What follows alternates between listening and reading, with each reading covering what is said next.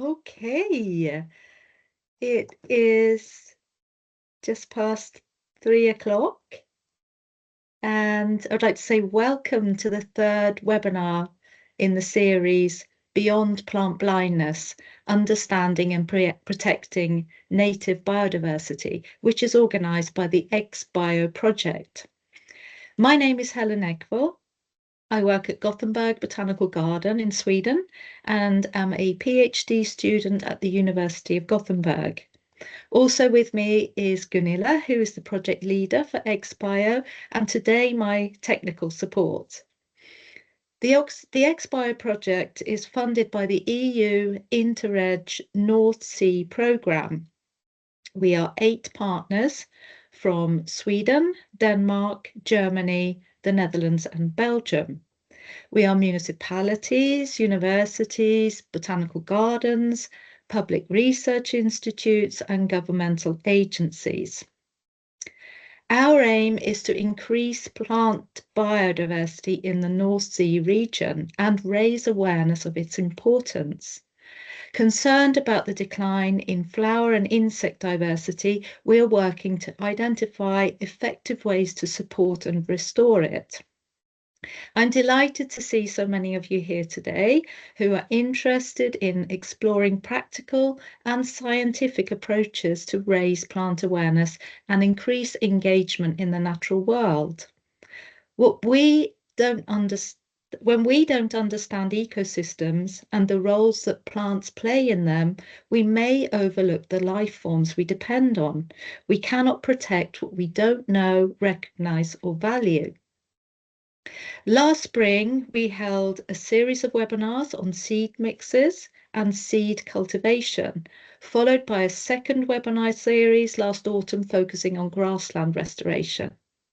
This third and last series will focus on speakers who share their latest insights on how we can engage people in plant diversity, increase plant awareness, and also show how plants and wildlife can relieve stress. Last week, we listened to Professor Anton Stahl Olafsson and postdoc Oriol Garcia Antunes from the University of Copenhagen, who work with urban sustainability and human-nature relationships. Today, I'm very pleased that Yannick is here to hold a talk about the importance of native plants and gardens in restoring insect populations, and I'm sure we will learn a lot from his experience. Yannick Verstraete has been working for the Regional Landscape Houtland Polders in Belgium for over 10 years, where he is an expert on bees and insects. He leads a range of campaigns and projects focused on wild bees and insects, which we will hear more about today. This webinar will last 1 hour, 30 to 40 minutes for the presentation and the rest of the time for discussions. Some technical issues. We ask you please to mute your microphone. We suggest that you write your questions in the chat for the discussion after the talk. And with that, I hand over to you, Yannick. Hi. Thank you, Helen, for the introduction, and thank you to EXPBIO to give us the opportunity to present our campaign, The Buzz in Your Garden. So welcome everyone, and thanks for joining this webinar. Let me take, first of all, the opportunity to introduce you in the concept of regional landscapes in Flanders. We are non-profit organizations collaborating with local municipalities, private owners, farmers, citizens, and a lot of other partners in order to enhance the quality, protect the quality of our landscape and all the values connected to it, such as biodiversity or cultural heritage. We are all rooted in a specific landscape, a typical landscape for Houtland and Polders. It is the region around the beautiful city of Bruges, as you see on the map. But in the whole of Flanders, we are 18 regional landscapes. So almost every municipality, city is connected to a regional landscape in Flanders. As you see, our activities vary from restoring the landscape with landscape elements such as hedgerows, orchards, wetlands, but we're also involved in greening schoolyards and protecting certain endangered species, such like bats, amphibians, or birds. And we also have a thematical activity around bees and pollinators and insects, and that's a bit my role in our landscape, regional landscape. Before we dive into the campaign, The Buzz in Your Garden, I would like to introduce you in a few slides to the West Flanders Pollinator Action Plan. It's a plan we developed with the support of the province of West Flanders, together with the 4 regional landscapes in our province. And it provides a network for building and exchanging knowledge and experiences. And we raise awareness as well province-wide. We also do monitoring of bees and insects. So a lot of actions we offer to all of our partners in all of the province, but specifically in 27 of the 62 municipalities, we go the extra mile, and or better, we give customized support on the field to help them reach their goals for a more insect-friendly municipality, city, or town. We focus on the ground, the communal ground, the domain where the municipalities do the maintenance and the actions on the field. So we really are with the boots on the ground to help them and support. And in the next few slides, you will see a few pictures of things we do, like courses, workshops, network events, inspiration trips. Of course, we help to realize a lot of different actions on the terrain, helping to provide more flowers and nesting opportunities for bees and insects. We also support volunteers, and we work together with nature conservation organizations to get a better look or get a better view on what is how insects and bees are doing in our province. That way we can improve our actions based on the knowledge we collect. And of course, besides professional partners, we also try to reach families, schools, gardeners, a lot of groups, all with the same message to help pollinators together with us. Yeah. You see here a few other pictures, and it gives you an insight in the plan that we already for a few years installed, and we will be working for the next 6 years at least on the same action plan. So that brings us to the topic of today, the buzz in your garden. And it is hard not to start with some bad news. Before we talk solutions, we have to acknowledge the problem. And I think for everyone here, it is already clear that insects, as well as in quantity as in diversity, are declining. We have seen a lot of research studies, but also policy reports who stress that evolution. The one research is already more long-term data-based than the other, but all they go in the same direction, that we're losing at a high rate a lot of insects and insect groups. It's more recently we had the red list of bees in Flanders, But we also had for other insect groups a lot of red lists last years, and they all point in the same direction. So also from policy viewpoint, I think there's no time to lean back and to change. And the good news is, if there's bad news, we also have good news, that we know quite well what's missing.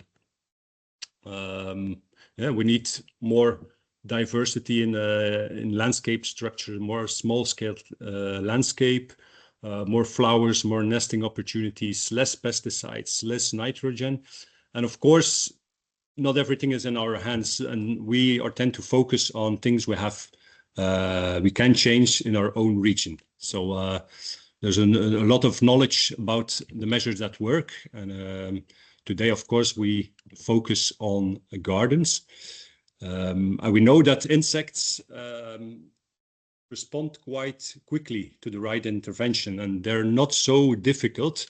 At least a big group of insects. Of course, we always have the insects who need a bit more specific needs, but for a big group of insects and pollinators, you can do a lot in your garden. And even with a small garden, size doesn't matter, or a combination of a few gardens, this can already contain everything an insect needs to live, and it can provide a habitat. So that's really the good thing. And unlike some other threatened wildlife species, we really can take action in our garden for those bees and insects. So gardens are part of the solution. And maybe I have to introduce you to a typical Flemish phenomena. We're not very proud about it, but it's known as the ribbon development. I guess it's known elsewhere as well, but given the small small surface we know here in the high densely populated area, it is really a big thing in Flanders. Our landscape is quite scattered and cut through by roads and buildings, and it will not change in the coming 100 or 200 years or even longer. It's a given fact. And that's, of course, some bad spatial planning. But at the other hand, if you look in an optimistic way to it, you also see a ribbon of gardens laying on our landscape. So a network of opportunities in Flanders to make those gardens more wildlife friendly. And if you look to the land cover map of an average municipality in Flanders, you see here in green all types of open soil and vegetation. You see also in red and gray the paved soil and the buildings. And if you see a picture like that, you could imagine that this ribbon of green opportunities is already in place. You see the image. If you look closer, we see another image if we look to the aerial photo, which I hope you see now because there was a bit of a change in my slides. Yeah. But if you look to the aerial photo, the image is totally different. You see fenced gardens with short cut lawns, few trees. Like in Flanders, we have fear of planting trees in the middle of our garden. We like to see the end of our garden. We like to see every corner of our garden, probably giving us the feeling that we have a big strip of land or a big garden. But if you are a bit familiar with concepts in garden design, we know that it's just the other way around. And if you put more structure in your garden, if you divide it into chambers, then you get a feeling of an adventurous feeling that your garden is never ending. But in Flanders, the average garden looks more or less like this. And I have another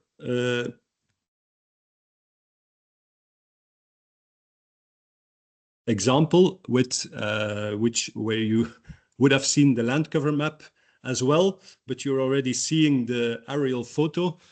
The land cover map showed the same image, but if you look to the aerial photo, the image is totally different, and you might think there's a secret society of tree huggers living here, but that's not a fact. It's a town who was sentenced to death a few decades ago for the port of Antwerp to expand. It didn't happen, and a few years ago, they decided the town has a future again, and little by little people are restoring houses and coming to live again in the town. And I'm very curious what will happen to those gardens. I hope that at least in each garden they will remain one big tree and some shrubs, because it's not that image that I would present as the example of how gardens would look like or have to look like, but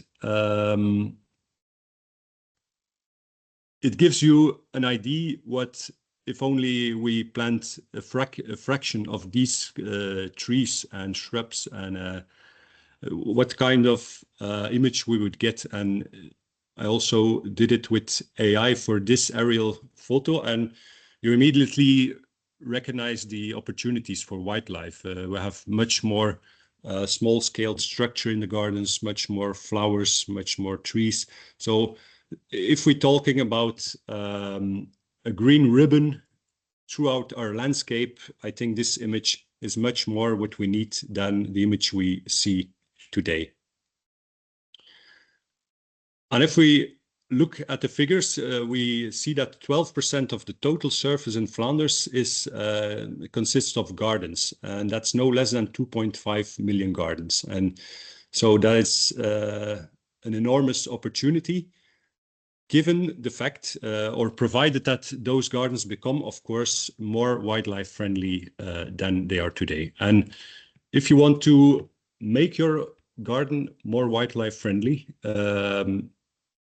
you cannot pass by the native plants. The importance of native plants is, of course, very high.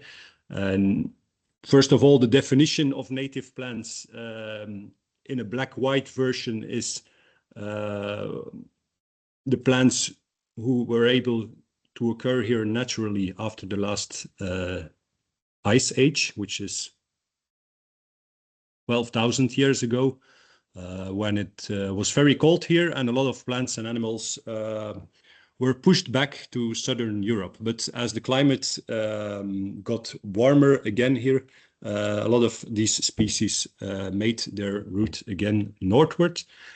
And of course, what is non-native, that is those plants who didn't come here naturally with some help. But reality is a bit more complex. You also have all different shades of green in this story.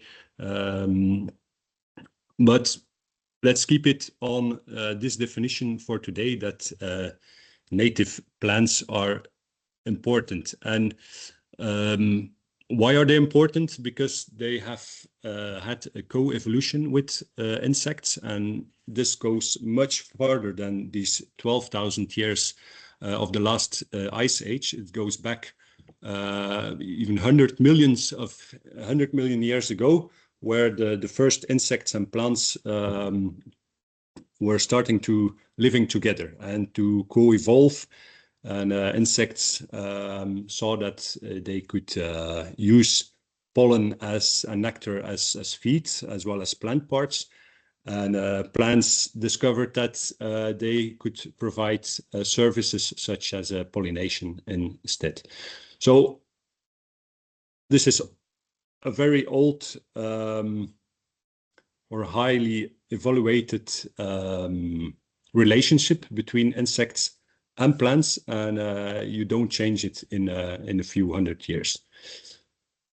So they provide the right food at the right time, functional shelter as well, and last but not least, native plants are adapted to the local conditions. So overall, we could conclude that they match with the biology, the life cycle, and the survival strategy of insects.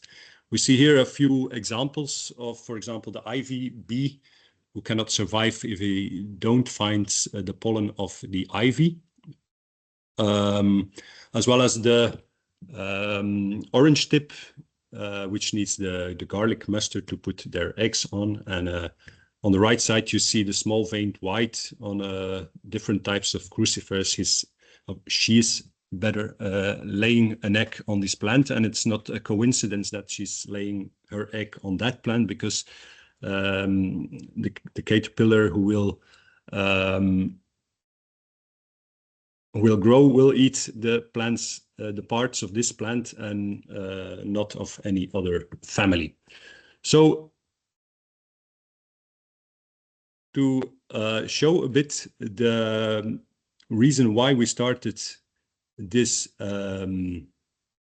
campaign, and again, my slide is showing already completely, and I was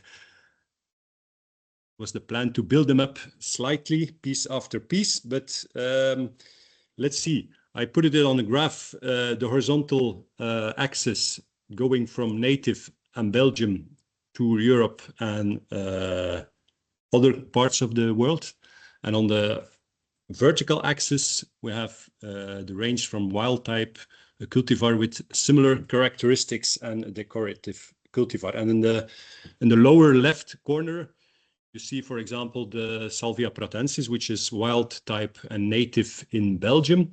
And you also have this cultivar with similar characteristics. If you look to the flower, the building plan of the flower, you will see it's quite the same. Maybe the color is a bit darker, the plant, the flowering period is a bit longer, but actually for insects, it's still an okay plant.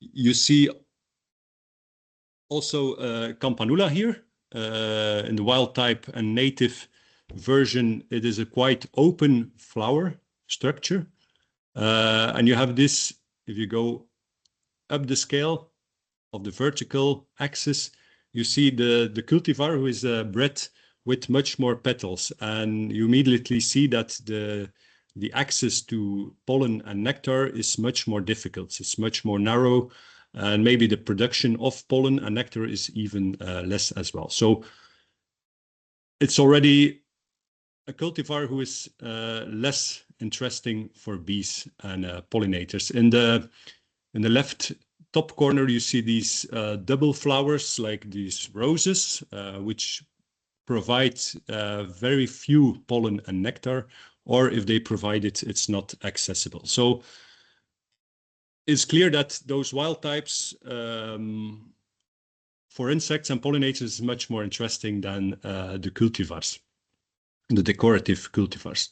Another example is this Knotia arvensis, an interesting plant for insects, and especially for the Knotia bee, which needs the pollen, who needs the pollen of this specific plant to survive, to feed to their eggs and larvae. We also have this Knotia macedonica, which can be an interesting add-on in your garden, because they tend to support more extreme heat or drought. So also these plants of a southern European origin can be interesting in your garden. Even the pollen is also used by the Knotia bee. So we probably in chemical characteristics of this pollen, there's not too much difference. What might differ is maybe the flowering period. So that's why it's a bit more up the scale. Let me give you maybe one more example, the Echinacea purpurea, with also a wild type. And then if you move on to a cultivar with similar characteristics, which will also be visited mostly for nectar then by insects, but the most upper breed of Echinacea I think it's not very interesting for bees. And if you start with a new perennial border of, or you're installing a new garden or whatever, you start and you want to make it wildlife friendly, you start with a fair share, a big part of native wild type flowers. And that's the blue arrow you see. You should start here and then move up with a lot of cultivars, of course. We don't have to be strictly limited to wild type native plants, but we prefer then cultivars with similar characteristics. And we can add some more Southern Europe originated plants. And so we work our way through all those types until just in the end, if you really like these decorative cultivars, of course, it's not prohibited to put them in your garden. And if you like them, you should plant them. But for insects, they're not quite interesting. And what we see is that you see it already in the yellow circle, is that all those plants are readily available in garden centers. But the very basis of what our wildlife friendly garden should be is harder to find or not to find. And those two constatations, so the impact that gardens can have and the importance of native flowers, yeah, they made us putting up the campaign of the bus in your garden. And we are celebrating this year the 10th anniversary. And for the occasion, I made an AI English version for you, the bus in your garden. But if we reverse in time, in 2016, so we saw that, as I said, this ribbon of gardens in our landscape, it has potential. Native plants, they deserve a place in our garden. And people are very eager to help to do something for bees, but they don't always know how or where to start. Native plants, and especially those organically grown, are very hard to find in garden centers. So we thought, let's put something up ourselves. We wanted to put up a campaign which is positive and accessible, low threshold, and not pointing the finger to people, you should plant this in your garden, otherwise that. No, we really want to seduce people by offering them a nice package of flowers, annually changing, with a flowering curve, and much more than just selling plants. It's not just, we don't see it solely as a product, but as well as a story. And that's equally important as the plants itself. It's a story we tell, why we grow those plants. And of course, the hope that one day we would become unnecessary. And I still hope it. And I hope it would be rather be yesterday than tomorrow. But and in 10 years, a lot has evolved already. But I guess we will still have to continue for at least a few years.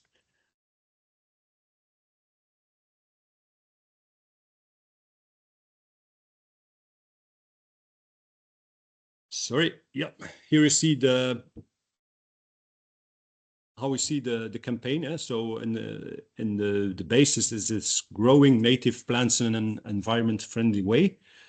But a big part of the campaign is telling the story why we grow those native plants.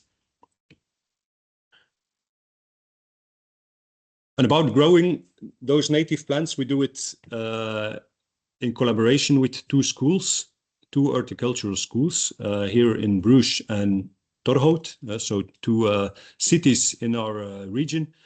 And they grow plants for us. They have a lot of knowledge about growing plants.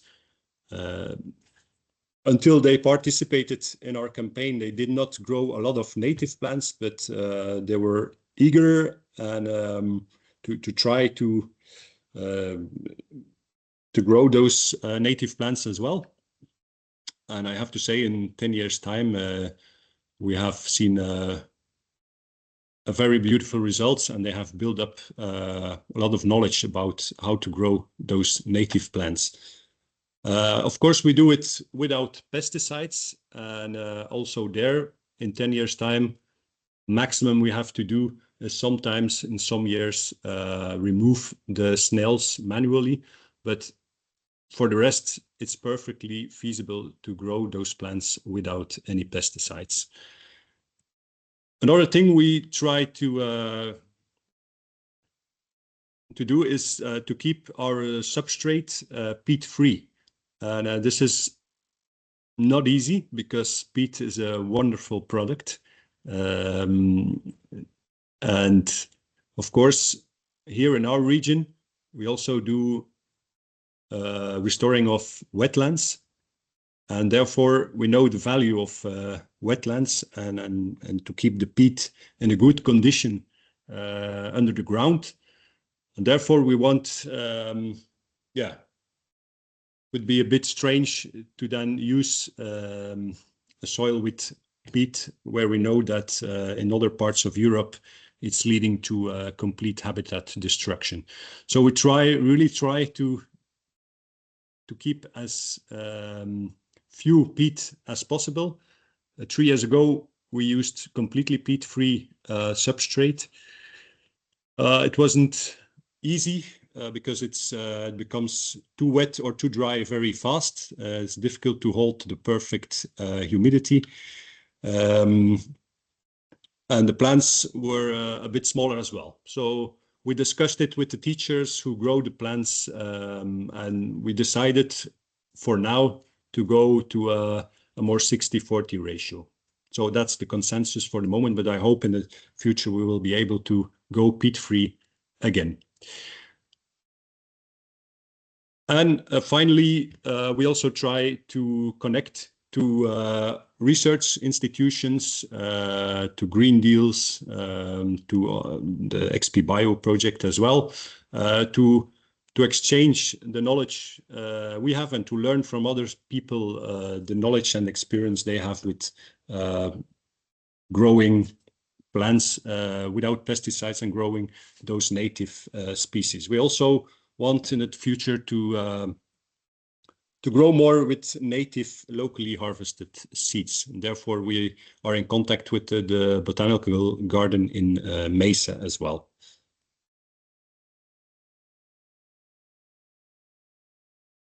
So, apart from growing those plants, much more important, as I said, is telling the story why you grow those plants and why it is important. And there we have a few facts to tell, of a few slides to show.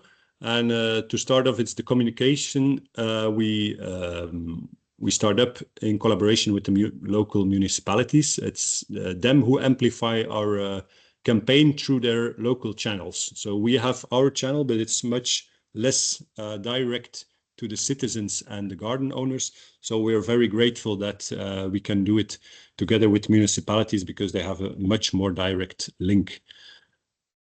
We have the active participation of volunteers and local municipalities as well to organize the distribution of the plants and to make the packages. It's a quite logistic operation, and we're very happy to join or to have help from volunteers and municipal personnel. On our website, we provide fact sheets about the plants with a lot of info, and also potential flower visitors. So we try to encourage them to look at the flowers and have a look at the insects who are flying on the flowers. It's very accessible these days with AI. You can take a picture and see what kind of insect is flying on your flowers. A part of that, we also have this window poster. Some participants proudly place it at the front window of their home. And this, of course, helps to create visibility for our campaign and wildlife-friendly gardening in a whole. In the 2 schools where they grow our plants for the campaign, we also give lessons about the importance of native plants and the importance of insects. And I think it's a very valuable thing to do because they grow the plants, and it's important that they know why we do it, why they are growing these native plants. They maybe don't know and don't know the value about it. So in this lesson, we really take them into that story, and in the hope that in a further professional career, they might remember something about native flowers and bees they heard from in that one lesson, because these subjects are definitely undervalued, in my opinion, in the educational package of not only secondary schools, but as well in graduate or university education. So it's important to work on on this education as well. And then awareness activities comes in many forms, of course, guided walks, workshops, public events, all reinforcing the same message. And for us, it's a lot of repeating the same message, but a lot of visitors hear it for the first time. So it's important to keep, going to the public and telling them why we do what we do. And even year round, we make really make the campaign visible. And of course, you can seek ambassadors, such as Dave Goulson, which we contacted this year to promote our 10-year anniversary of the campaign. So they also can reinforce your voice or your story. We're very grateful he did that for us. So let's have a look at the calendar. We're now beginning of February, and it means that almost all the plants are potted in the P9 plastic pots you see in the right corner. We will start up the communication and launch the campaign in about 10 days, and then the web shop is open and people can order their package. It's like a ticket. You order, you pay, and you get a ticket. And then in the first weekend of May, in a lot of municipalities, you can go and collect your package, or as many as you ordered.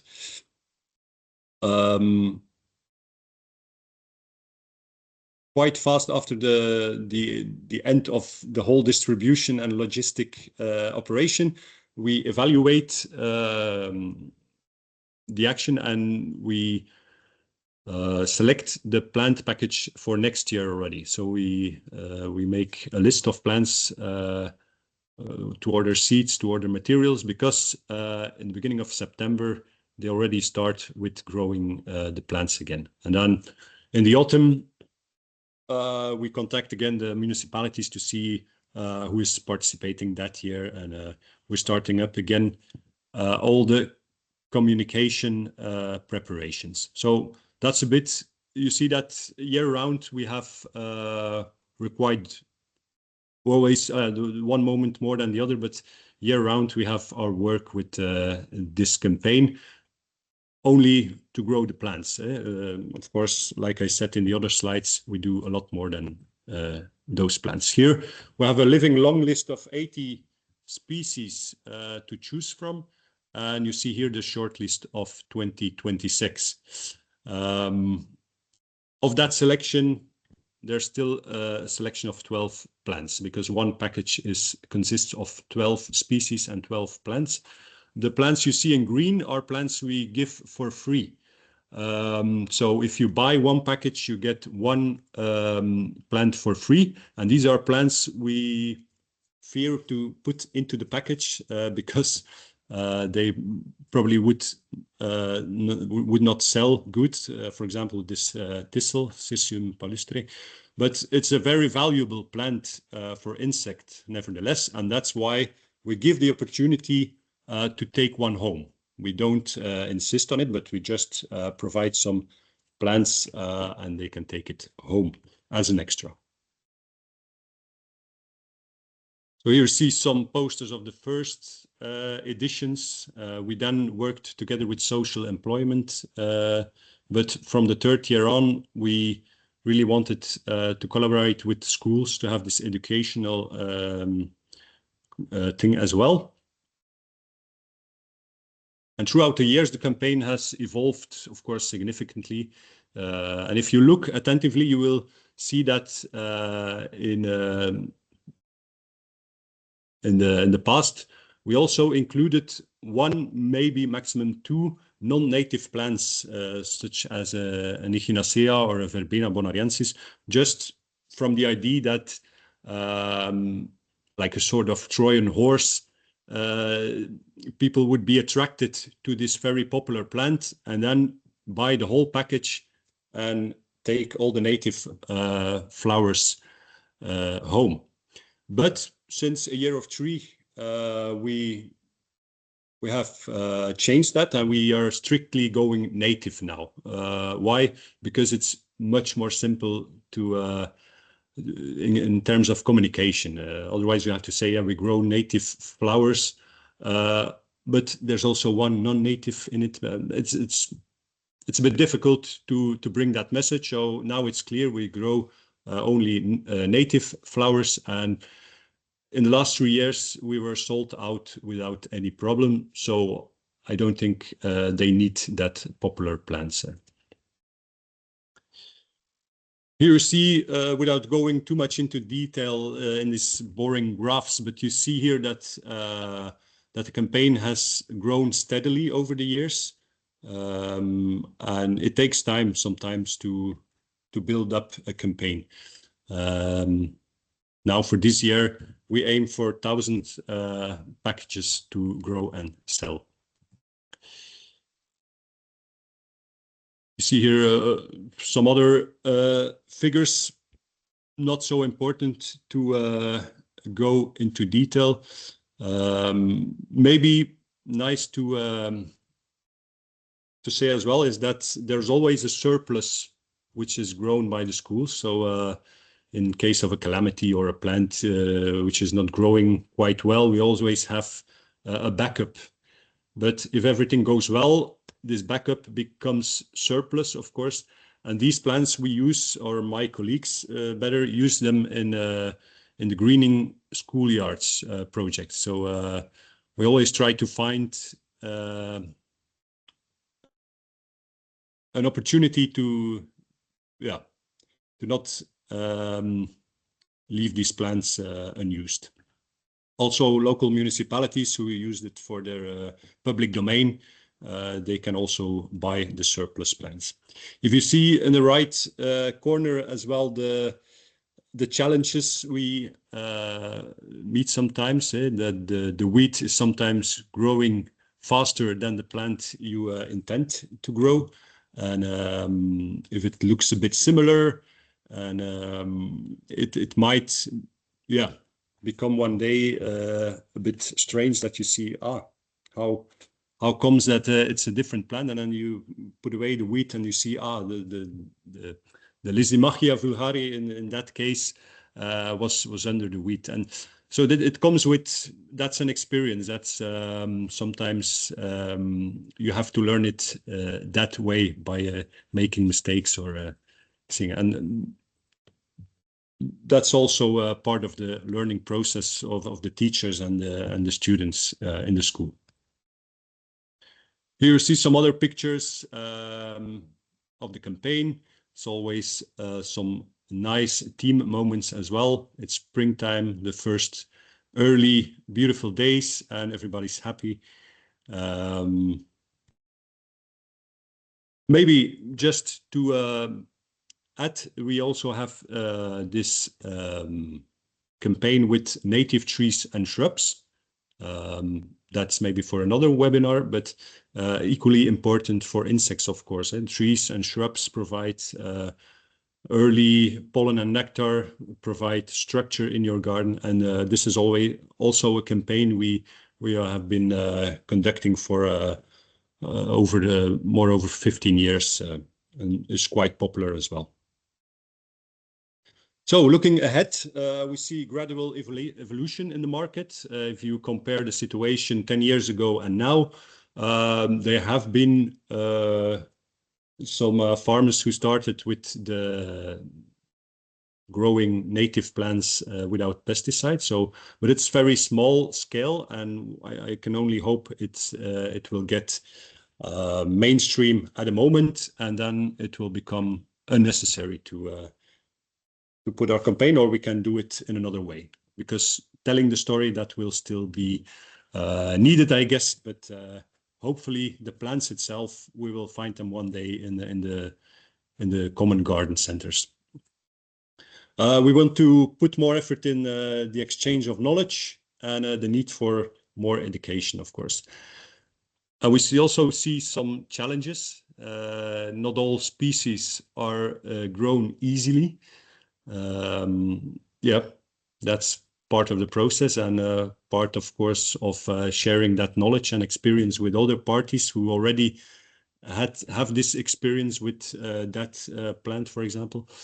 Good alternatives to peat. We're looking around, and if you have suggestions, please share them. Strictly native, or what do we do with archaeophytes, just such as a fennel? Yeah, that's an internal discussion. Fennel is one of my favorite plants. It's a very beautiful plant, but for us this moment, we don't include it in the package as it is not really strict native. But okay, it's something you can discuss about, of course. Regionally harvested seeds, of course, something to look out. And the managing of the logistics is, well, it's quite an operation. So we don't have to tell it as it's all quite easy and easily done. It is, yeah, definitely throughout the years while the action or the campaign has grown, also the logistics has grown. Where's the limit in terms of numbers? Also something to discuss about. To finish, in the light of the theme of this webinar series, I wanted to include a slide about plant blindness and shifting baselines. And I would like to end with this anecdote. Recently, I gave the lesson in the school where they grow the plants for the students, and I use quite a lot this cartoon, which you will probably know of, already have seen, or at least see what the cartoon is telling.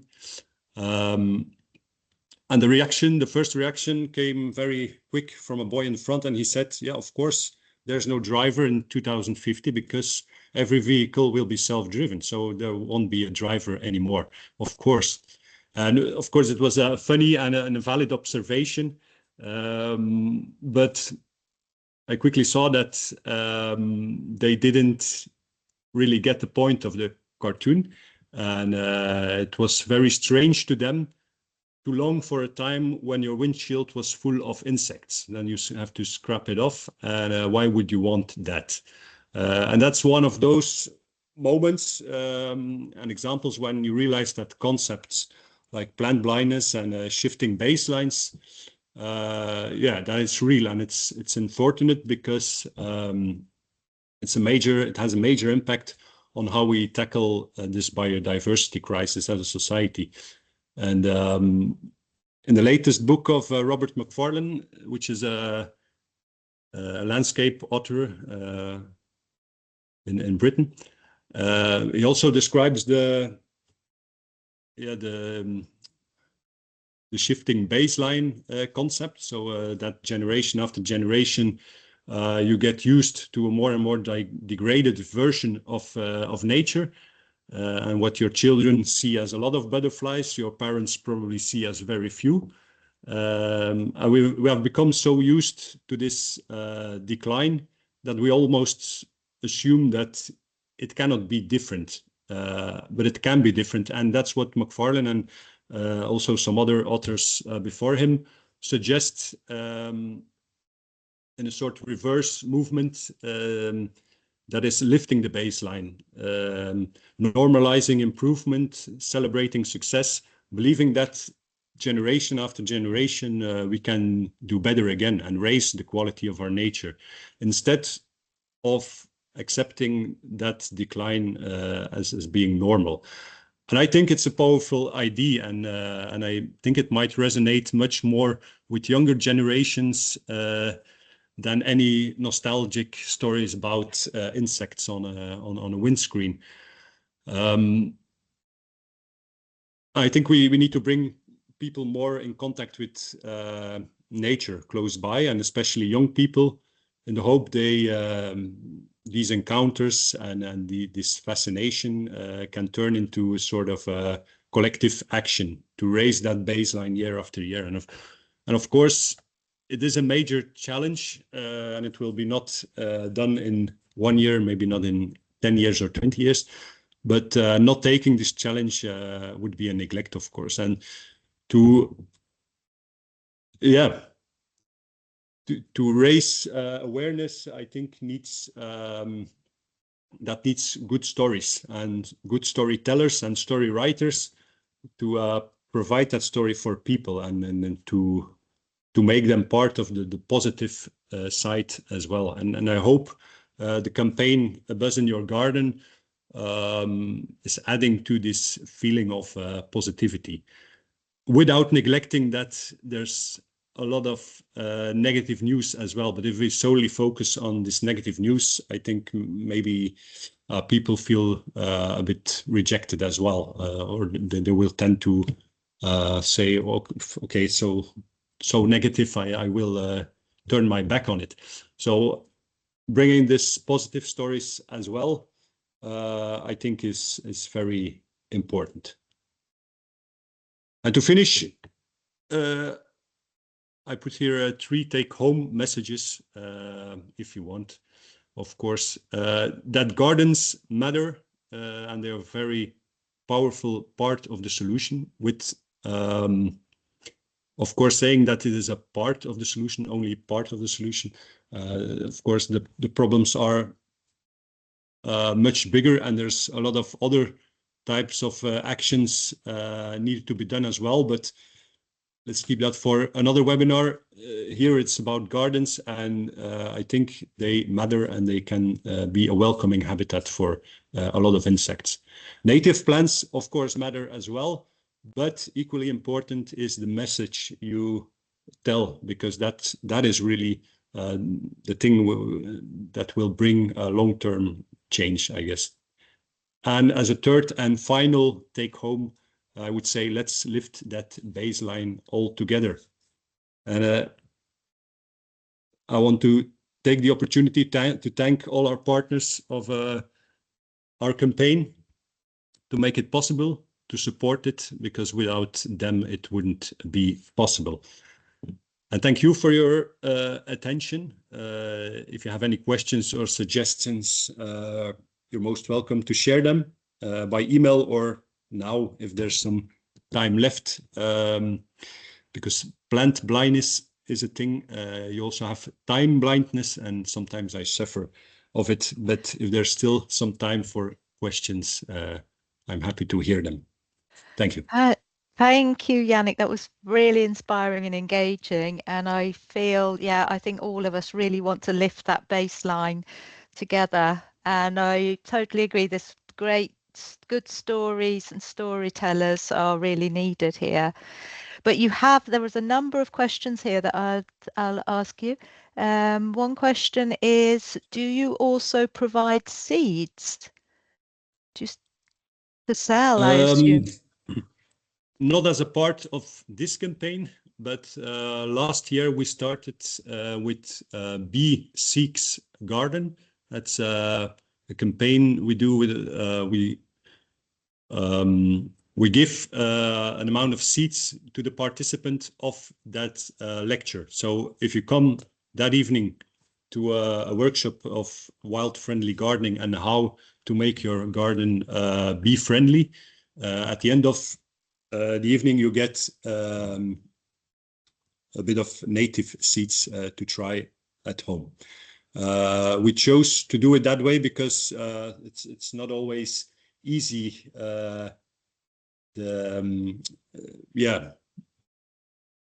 Putting seeds in your lawn probably won't work that easily, but that's sometimes what people think. They just put it in the grass and it should grow. No, it's a bit a difficult story how you maintain and restore a flower-rich grassland. So that's why we try to not only give it to the people, but coupling it at an evening of telling how you should use those seeds in your garden. Yeah. Thank you. There's a question here as well as if you could go into the costs, the financial picture of the campaign, if you have that possibility. So one package costs 22 euros for 12 plants, and we pay 20 euros to the school. So we have like a surplus of 2 euro per package to run the campaign. That covers all the costs. That covers most of the costs, of course. A lot of things we do, like I showed in the slides, about different activities and raising awareness. Those actions or activities are also embedded in the broader Pollinator plan, but really strict to the campaign. Costs are quite limited because as for communication, we also can use, for example, the services of the province of West Flanders. So, yeah. Thank you. It depends a bit. I think what your resources are, where you can find everything you need. So, for example, this communication, the design of the posters, printing them, for us, it is on cost of the province. So, it is a bit a more complex figure than just we run the campaign with 2 euro per package. Depends a bit on different regulations. I have another question here asking, do professional seed and perennial companies express that you are taking part of their market share? I mean, are your prices lower than their prices? Probably they are lower, and that's the reason why we sometimes get the question why rather than the package, I would like 20 of that plant and 40 of that plant. We're not a garden center, so we sell very we're very determined to keep it to the package, and it's that 12 plants or nothing. We sell this package, and we won't start to sell plants separately, or then they have to go on the market. So it's more like we see it as a starter's kit, in the hope that this is only a start, and they once they have tasted of those native flowers and plants, they will go and look on the market to buy much more. And I hope, and at least that is why I hope that it's the plants we sell is also encouraging people to go elsewhere and ask for plants, because it's also demand driven. So the more people asks for native plants in garden centers, maybe the more they will start to sell them and ask to farmers to grow them. And it's, for example, the Research Institute for Via Verda also conducts research, and they only conduct research on demand of their partners, which are the farmers. And we see that they are doing research about native plants and growing them without pesticides. So it must be that there's some interest of the farmers and the market, and that it's already moving. And I hope it will move on for next year, and then that we see a sort of acceleration. Yeah. Great. I have, it's now 4 o'clock, but I think I'd just like to, there's one more question here that, there's a few more questions, but one more that I'd like to ask now. And we'll probably stay on for a few more minutes if everyone is fine with that, but obviously it is 4 o'clock now. Where can we find a list of research results on the value of cultivars versus native? At the Cool bioengineers students will start some research. So there's KUL bioengineer students will start some research. They're interested in research results on the value of cultivars versus native. If you have any. I cannot give at this moment directly a list of literature or articles, but I would say feel free to send me an email, and yeah, so I can provide some things. Patrick, you have to send an email to Yannick. Where would we find your email? Would it be on? I think it's on the slide now, but I don't know if you see it. If it's visible for you, I hope so. But it's Yannick Verstraete. Yes, it is. Yes, thank you. rlhp.be. Yeah, it's on the slide. Let me see. We have a couple more questions. Are saving the seeds in the garden your support a part of the storytelling, or how do you recommend house owners to treat the plants after flowering, after the season?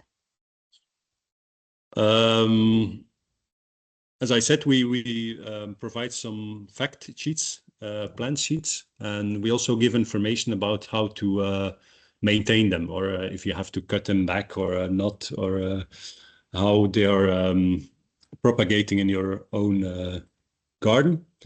Yeah, and we get a lot of people who ask us when they collect a package or afterwards via email or telephone. We also always are ready to give advice if they ask us for. But most of the plants, of course, are perennials and are, yeah, if you put them on the right spot in your garden, that's why we provide these plant sheets. You should be able to enjoy them for many, many years, because there's perennials or because they regenerate through seeds. Thank you. Okay, in an earlier lecture, we learned that garden owners are interested of biodiversity, but very influenced by neighbours' choice and design of gardens. Do you recognise this in your project? And if so, how do you tackle it? Yes, I also saw the webinar, interesting webinar of last week. And yeah, the only thing I hope is that this campaign, A Buzz in a Garden, might provide a story to those people who are a bit doubting about making their garden wildlife friendly, because they are afraid of the social norms of the social environment they are in. So I hope also with these small things, like the poster or the campaign on itself, that we can provide the story for the people, that they don't have to explain themselves. I'm growing native flowers, and I do it for the bees and the insects, and I want to garden more wildlife friendly. Some people are hesitating because they cannot explain, or they dare not to explain it to neighbors, but a campaign can help them in that way, and they just can say, okay, I'm I saw this initiative from the municipality together with Regional Landscape, and I choose to participate. And if you want to know more, check the website. And maybe next year another neighbor will participate and will put the poster on his window front. And then before you know it, there's another social environment which is more welcoming, the wildlife-friendly garden. So I think, yeah, campaigns can provide the story and make it more easy for some people to start with wildlife-friendly gardening. It's giving them the opportunity to taste a bit without completely changing the direction immediately in the whole of their garden. So it starts small, and then in the hope it gets bigger year after year. And also on a regional scale, I hope this campaign grows bigger and bigger, and one moment may become a sort of movement or ecological social movement, which makes it acceptable to grow that type of plants in your garden. I think you're thinking about that. Do you see that you don't have to campaign as much now because people have spread the word, sort of thing? Or do you think you're still really putting out as much campaigning as you did in the 10 years ago? We're still campaigning a lot because our region is quite big. We have 16 municipalities, so it's not at the level that the campaign is run by all the participants, and they do the message for us, and we can lean back. That's certainly not the fact, but it's growing. And it's not our aim. News. It's not our aim to be able to lean back or something. We want to keep on spreading the message and telling the story, but we see that it's more and more supported. We've just got one last comment from it says, we try to block the landscape deficit disorder in the Swedish schools today, but also in Europe. Therefore, the project about plant blindness is most important. Just a comment there. I think we've gone through all of the... Oh, one last was how to convince and reach out to homeowners who turn their shortcut. You know, in here, I imagine it's the same in Flanders, that you have robot lawnmowers that keep the very low maintenance gardens, and trying to convince them to turn them into sort of diverse habitats. And sort of alter this mindset we've got of tidy lawns and cut grass. Is that something that you work with? Just it's trying to change the mindset. Yeah, of course. A big part of the work and the activities we do in this West Flanders Pollinator Action Plan, as well as here in this campaign, is focused on convincing people to why it is important to take measures in your own garden. The idea lives that a wildlife-friendly garden is a mess, is a wilderness, it's not cannot be formal, but that's a big misunderstanding, I guess. I think in every type of garden, you can take measures to make it more wildlife friendly. And I think this is part of the message we give, that people don't have to change their whole garden, but you can take few measures, plant a tree, plant a shrub, put a hedge, let your grass grow, even if it is only 5 square meters.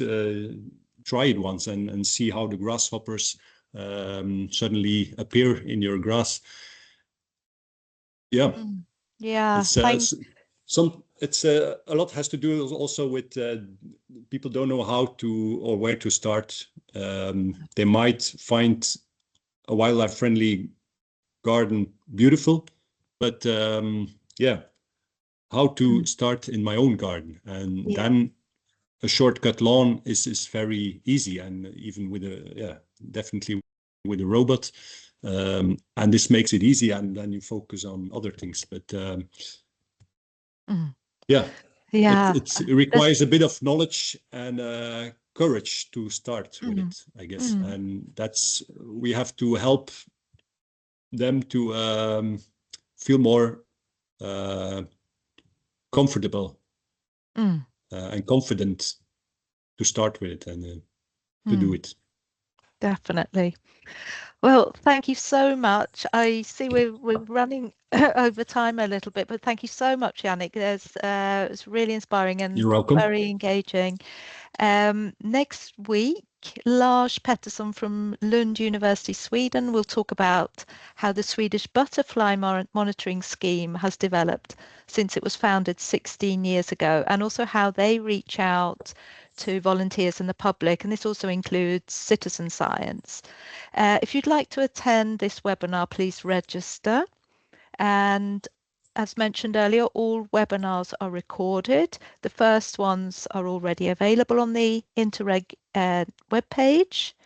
And after this whole webinar series is accomplished, you will receive an email with a questionnaire on reflections and learnings, and we would greatly appreciate if you could fill this in. You can still use the chat for another few minutes if you have any remaining thoughts to share, and we will check it afterwards. But on behalf of the entire EXPBIO team, I would like to thank you all for participating, and we hope to see you again at the next webinar. Thank you. Bye.